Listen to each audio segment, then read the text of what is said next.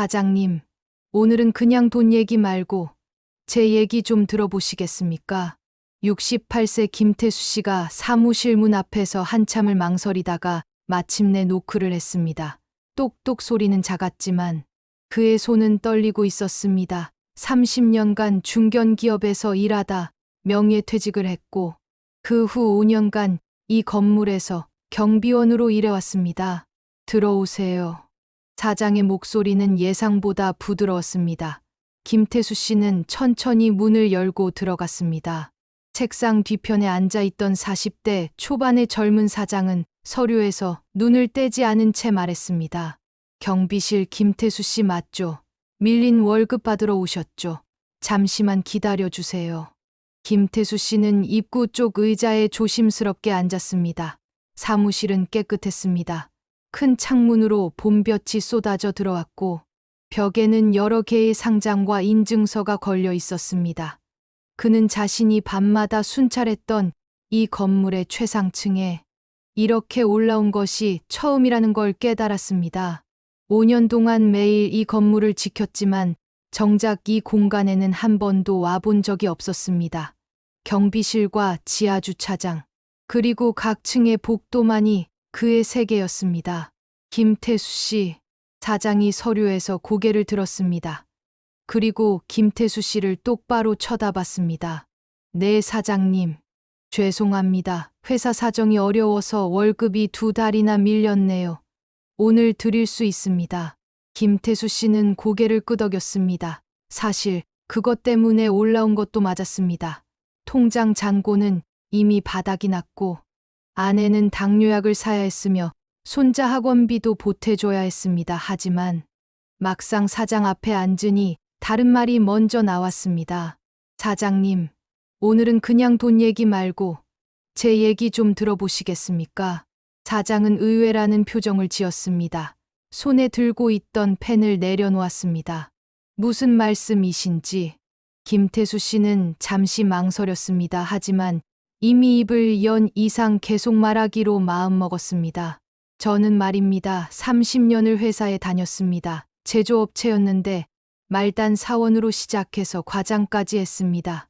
부장은 못 됐지만 그래도 나름 성실하게 일했다고 자부합니다. 사장은 가만히 듣고 있었습니다. 그런데 63세에 명예퇴직을 했습니다.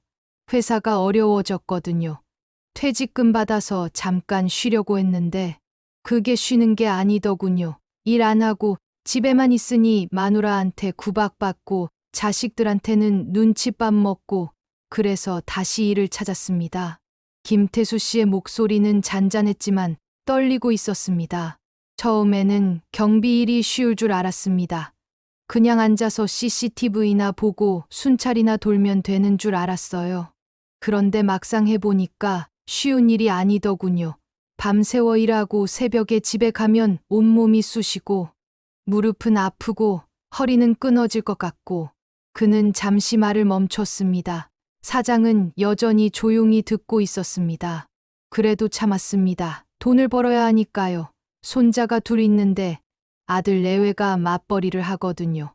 학원비라도 보태줘야 할 것 같고 마누라 약값도 만만치 않고 그래서 이를 악물고 일했습니다.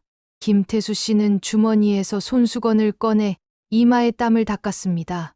그런데 말입니다. 사장님, 이게 힘든 건 몸이 아니더라고요. 네. 사람들 눈빛이 힘듭니다. 사장이 미간을 좁혔습니다. 무슨 말씀이신지. 김태수 씨는 깊게 한숨을 쉬었습니다. 이 건물에 입주한 회사들 직원들 말입니다.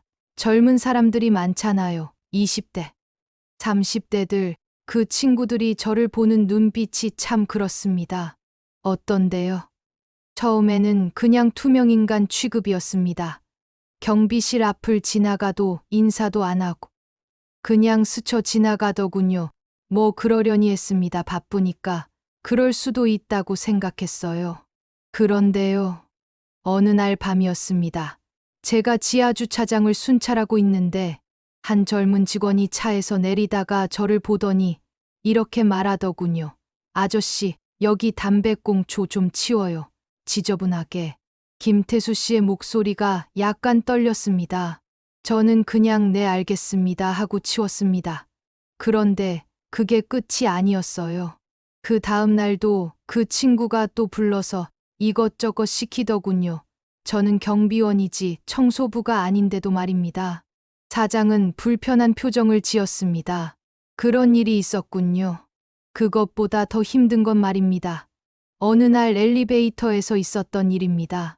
김태수 씨는 잠시 말을 멈추고 창밖을 바라봤습니다. 제가 순찰을 돌다가 5층에서 엘리베이터를 탔습니다. 그런데 마침 20대로 보이는 여직원 2명이 타고 있었어요. 저는 구석에 조용히 서 있었는데 그 친구들이 수근수근 얘기하는 게 다 들리더라고요. 뭐라고 하던가요? 한 친구가 이렇게 말하더군요.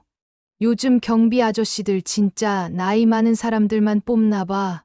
저렇게 늙은 사람이 야간 근무를 제대로 할 수 있을까? 그러니까 다른 친구가 뭐 어때 월급이나 제대로 주면 되지. 그래도 나이 들면 저런 일밖에 못 하잖아. 김태수 씨의 눈가가 붉어졌습니다. 저는 그때 말입니다. 정말 화가 났습니다. 아니 속상했습니다. 저런 일밖에 못 한다니. 저도 30년을 회사에서 일했고 과장까지 했고 부하 직원들 거느리고 프로젝트도 이끌었는데 이제는 저런 일밖에 못하는 사람이 됐구나 싶더라고요. 사장은 아무 말도 하지 않았습니다. 그냥 듣고만 있었습니다. 그 다음부터는 사람들을 피하게 됐습니다. 엘리베이터에서 사람들이 타고 있으면 저는 계단으로 다녔어요. 경비실에서도 최대한 사람들 눈에 안 띄게 구석에 앉아 있었고요. 순찰도 사람들이 다 퇴근하고 나서야 돌았습니다. 왜 그렇게까지 하셨습니까? 민망해서요, 부끄러워서요. 저도 사람인데 그런 눈빛을 받으면 기분이 나쁘잖아요. 차라리 안 보는 게 낫더라고요. 김태수 씨는 다시 손수건으로 눈가를 닦았습니다. 그러다 한 달 전쯤이었나요?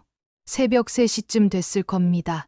제가 7층을 순찰하고 있는데 한 사무실에 불이 켜져 있더라고요. 이상해서 들여다봤더니 한 젊은 직원이 책상에 엎드려서 울고 있었습니다. 젊은 직원이요. 내 20대 후반쯤 돼 보이는 남자 직원이었어요. 저는 그냥 지나가려다가 뭔가 마음에 걸려서 문을 두드렸습니다.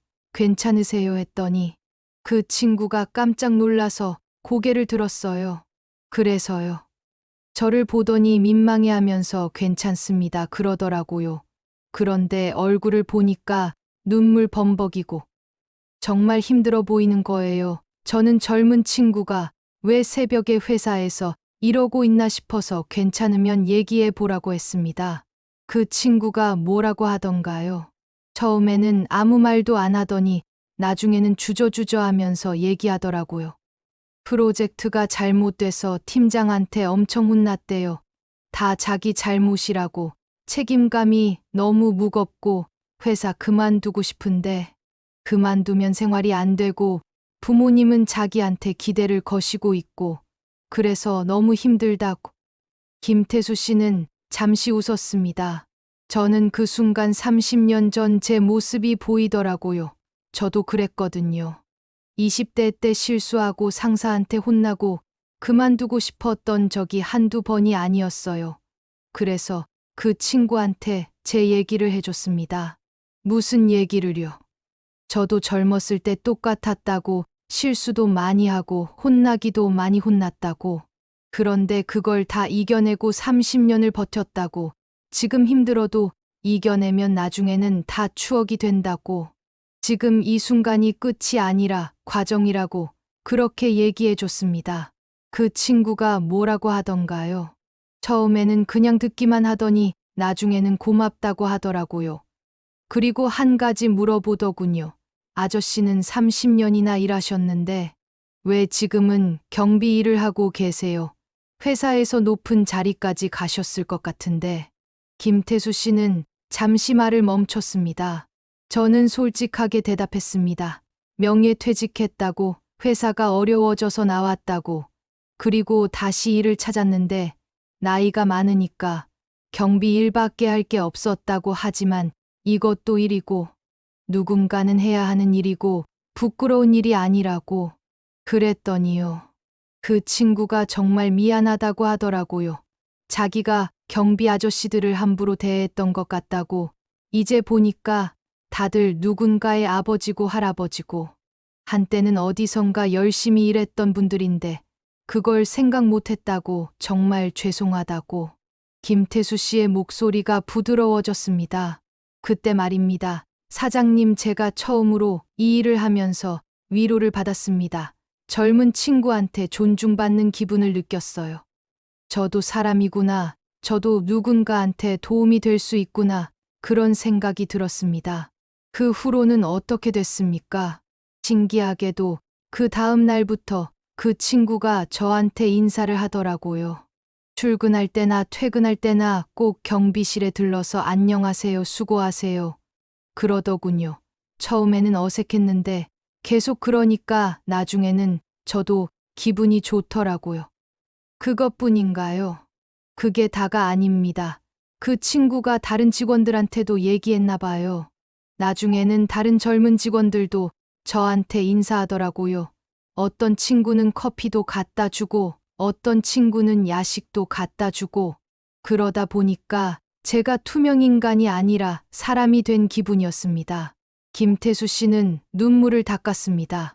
그래서 말입니다. 사장님, 오늘 여기 온 것도 월급 받으러 온 것도 맞지만 제일 하고 싶었던 말은 따로 있었습니다. 무엇인가요? 감사하다는 말입니다. 감사하다고요. 네, 이 회사가 저한테 일자리를 준 것, 비록 월급이 밀리긴 했지만 그래도 5년 동안 저한테 일할 기회를 준 것, 그것만으로도 감사합니다. 아마 다른 회사였으면 제 나이에 뽑아주지도 않았을 겁니다. 사장은 아무 말도 하지 못했습니다. 그리고 하나 더 말씀드리고 싶은 게 있습니다. 말씀하세요. 저는 오늘로 이 일을 그만두려고 합니다. 사장이 깜짝 놀란 표정을 지었습니다. 왜요? 월급 때문인가요? 앞으로는 밀리지 않게 하겠습니다. 아닙니다. 그게 아니라 제가 이제 더 이상은 못할 것 같아서요. 나이도 있고 건강도 예전 같지 않고 무엇보다 이제는 좀 쉬고 싶어서요. 김태수 씨는 가방에서 봉투를 꺼냈습니다. 사직서입니다. 다음 달부터는 나오지 않겠습니다. 후임자를 구하시는데 한 달이면 충분하실 것 같아서요. 사장은 봉투를 받아들었습니다. 그리고 한참 동안 말이 없었습니다. 김태수 씨, 네 사장님. 오늘 이야기 들으니까 제가 정말 부끄럽습니다. 저는 이 회사를 운영하면서 직원들한테만 신경 쓰고 경비원분들한테는 관심이 없었던 것 같습니다. 그냥 월급이나 제때 주면 되는 줄 알았어요. 하지만 오늘 얘기 들으니까 그게 아니더군요. 사장이 일어났습니다. 경비원분들도 다 사람이고 존중받아야 하는 분들인데 저는 그걸 몰랐습니다. 정말 죄송합니다. 사장이 김태수 씨에게 고개를 숙였습니다. 김태수 씨는 깜짝 놀라서 손을 저었습니다. 아닙니다, 사장님. 고개 드세요. 저야말로 괜한 말씀을 너무 많이 드린 것 같습니다. 아닙니다. 필요한 말씀이었습니다. 김태수 씨, 한 가지만 부탁드려도 될까요? 무엇인가요? 한 달 더 일해 주실 수 있겠습니까? 그동안 제가 준비를 하겠습니다. 무슨 준비요? 경비원분들을 위한 준비요. 더 나은 근무 환경, 더 나은 처우. 그리고 무엇보다 존중받는 분위기를 만들고 싶습니다. 그러려면 시간이 좀 필요합니다. 김태수 씨는 잠시 생각하다가 고개를 끄덕였습니다. 알겠습니다. 한 달만 더 일하겠습니다. 감사합니다. 그리고 오늘 밀린 월급입니다. 사장이 봉투를 건넸습니다. 김태수 씨는 봉투를 받았습니다. 그런데 사장님, 이게 뭡니까? 보너스입니다. 5년 동안 고생하셨는데 제대로 대우해 드리지 못했습니다. 이건 제 마음입니다. 김태수 씨의 눈에서 눈물이 흘러내렸습니다. 사장님, 감사합니다. 정말 감사합니다. 그날 저녁 김태수 씨는 집으로 돌아가는 길에 작은 식당에 들렀습니다. 아내가 좋아하는 족발을 샀습니다. 집에 도착하니 아내가 반갑게 맞아주었습니다. 여보, 오늘 월급 받았어요? 응, 받았어. 그리고 이것도 샀어. 족발이네. 무슨 일 있어? 좋은 일 있었어. 오늘 사장님이 날 사람 대접해줬어. 아내는 무슨 말인지 모르겠다는 표정을 지었지만 남편의 얼굴이 밝아 보이는 걸 보고 함께 웃었습니다. 그날 밤 김태수 씨는 오랜만에 편안하게 잠들었습니다. 꿈속에서 그는 젊은 시절의 자신을 만났습니다. 20대의 자신이 물었습니다. 아저씨 지금 행복하세요?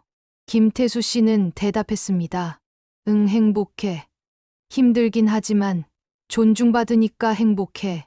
그로부터 한 달 후 김태수 씨의 마지막 출근일이었습니다. 경비실에 도착하니 뜻밖에도 많은 사람들이 모여 있었습니다. 건물에 입주한 회사의 직원들이었습니다. 김태수 경비님, 그동안 수고 많으셨습니다. 한 젊은 직원이 꽃다발을 건넸습니다. 그리고 다른 직원들도 하나둘 인사를 했습니다. 정말 고생하셨습니다. 덕분에 안전하게 일할 수 있었습니다. 항상 친절하게 대해주셔서 감사했습니다. 건강하세요, 경비님. 김태수 씨는 눈물을 참을 수 없었습니다. 이렇게 많은 사람들이 자신을 기억하고 있었다는 것이 감사했습니다. 그때 사장이 나타났습니다. 김태수 씨 한 말씀 부탁드립니다. 김태수 씨는 사람들 앞에 섰습니다. 저는 이 건물에서 5년 동안 경비원으로 일했습니다. 처음에는 정말 힘들었습니다. 나이 들어서 하는 일이라 몸도 힘들었고 마음도 힘들었습니다. 하지만 여러분들이 저를 사람으로 대해주시면서 힘을 얻었습니다. 특히 지난 한 달은 제 인생에서 가장 행복한 한 달이었습니다. 감사합니다. 정말 감사합니다.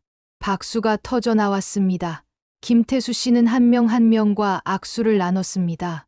그리고 마지막으로 사장과 악수를 나눴습니다. 김태수 씨 한 가지 더 드릴 게 있습니다. 뭡니까?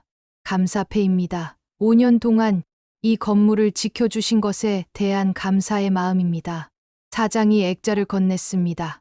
거기에는 이렇게 쓰여 있었습니다. 5년간 헌신과 책임으로 건물을 지켜주신 김태수 경비님께 깊은 감사를 드립니다. 김태수 씨는 더 이상 눈물을 참을 수 없었습니다. 아내도 옆에서 함께 울었습니다. 그날 오후 김태수 씨는 경비복을 벗었습니다. 5년 동안 입었던 옷이었습니다. 낡고 해졌지만 그에게는 소중한 옷이었습니다. 그 옷을 입고 일하면서 존엄을 되찾았기 때문입니다. 집으로 돌아가는 길에 김태수 씨는 공원에 잠시 들렀습니다. 벤치에 앉아서 하늘을 바라봤습니다. 봄바람이 기분 좋게 불었습니다. 그는 생각했습니다. 나이가 들어서 하는 일이 부끄러운 게 아니라 일을 하면서 존중받지 못하는 게 부끄러운 거구나. 어떤 일을 하든 그 일에 최선을 다하고 사람들로부터 인정받으면 그게 진짜 성공이구나. 김태수 씨는 주머니에서 핸드폰을 꺼내 아들에게 전화를 걸었습니다. 아빠 무슨 일이세요? 응, 아들아, 오늘 마지막 출근했다. 그래요. 이제 쉬실 거예요? 응, 한동안 쉬려고. 그런데 아들아, 아빠가 하나 물어볼 게 있어. 뭔데요? 아빠가 경비일 한 거 창피했니? 아들은 잠시 침묵했습니다. 아빠, 무슨 말씀이세요? 전혀 창피하지 않았어요. 오히려 자랑스러웠어요. 아빠가 나이 들어서도 열심히 일하시는 모습 보면서 저도 힘이 났어요. 아빠 같은 사람이 되고 싶었어요. 김태수 씨는 눈물을 흘렸습니다. 고맙다, 아들아. 아빠는 내가 있어서 행복해. 아빠, 저도요. 사랑해요. 전화를 끊고 김태수 씨는 한참 동안 앉아 있었습니다. 그리고 천천히 일어나 집으로 걸어갔습니다. 걸음걸이는 가벼웠습니다. 그날 밤 저녁 식사 자리에서 아내가 물었습니다. 여보, 이제 뭐 하실 거예요? 김태수 씨는 웃으며 대답했습니다. 한동안은 쉬려고 그동안 못했던 것들 하면서, 그리고 손자들이랑도 시간 보내고 당신이랑 여행도 가고. 아내가 손을 잡았습니다. 고생 많았어요. 여보. 아니야, 고생이 아니었어. 배움이었어. 나이 들어서도 배울 게 있다는 걸 알았어. 그리고 존중의 소중함도 알았어. 그날 밤 김태수 씨는 일기를 썼습니다. 오랜만이었습니다. 오늘로 5년간의 경비 생활을 마쳤다. 힘들었지만 후회는 없다. 오히려 감사하다. 이 일을 통해서 나는 다시 사람이 되었다. 투명 인간이 아니라 존중받는 사람이 되었다. 나이가 든다는 것은 쓸모없어지는 게 아니라 더 깊어지는 것이다. 앞으로 남은 인생 당당하게 살아가리라. 마지막 문장을 쓰고 김태수 씨는 펜을 내려놓았습니다. 그리고 창밖을 바라봤습니다. 별이 빛나고 있었습니다. 그는 중얼거렸습니다. 나는 괜찮은 사람이다.